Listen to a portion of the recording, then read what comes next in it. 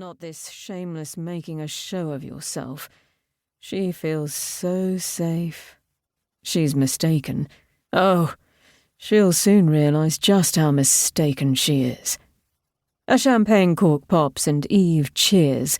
She hops off the stage and jumps into the lap of the man who opened the champagne.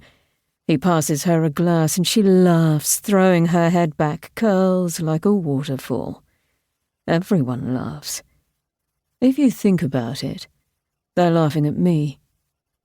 Eve shakes her hair and it's like snow. She's so blonde, pale as a piece of wood that's been left in the sun. Suddenly I wish she weren't so blonde. Does she think she's beautiful? Do other people think she's beautiful? I can't gauge it anymore. At home she wears flowing silk dresses in misty hues, and she moves gracefully. But now there is something akin to shattered glass in her voice. Suddenly, I'm struggling to suppress a laugh too. Now I've got her, trapped forevermore as if she were in a glittering snow globe. There is no escape for her, no matter how loud she laughs, no matter how much champagne she drinks. I raise my phone and quickly take 2-3 photos, almost surprised at how easy everything is all of a sudden. How clear, how cold. As I'm taking photos, the pale snake frees itself from Eve's shoulders, lunges forward with a swinging motion and flicks its rosy tongue at me. A grin steals across my face. I have to admit, I'm looking forward to the honeymoon. 1. Bells. Agnes Sharp opened the village quack's door and poked her nose outside. A cold wind blew in her face, tugged at her scarf and instantly seeped into her limbs. Ugh, yuck! For a moment she toyed with the idea of calling a taxi. Then she cast another glance back to the waiting room, where a crowd of people seemed to be damn happy to finally see the back of her. At least as happy as she was to be able to give her back to those petty-minded fuddy-duddies. There had been some unpleasant scenes, and even a bit of a tussle over a dog-eared magazine, and when the receptionist noticed Agnes looking, her brow furrowed with concern. Back to the waiting room? No way! Onwards!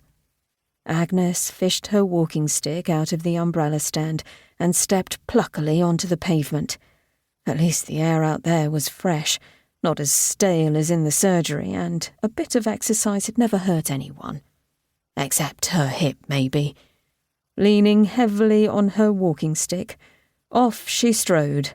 Clack, clack, clack, like a strange three-legged animal. It only occurred to Agnes 2 houses down the road how dark it was already. Not even 5 o'clock and dark already. Pitch black, in fact. It was enough to give her the heebie-jeebies. Her village had only ventured into the modern day 10 or 20 years ago and installed a couple of street lamps, islands of light in the night. There weren't many of them. Agnes spotted the bus stop at the other end of the road in a pool of light, full of promise.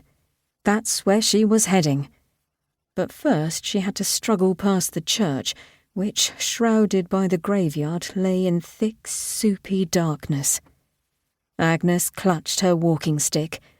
Her biggest fear was not noticing some kind of obstacle in the darkness, having a fall, not being able to get back on her feet and then being found and rescued by the waiting room clowns, let alone by the snooty receptionist who had taken the magazine from her before.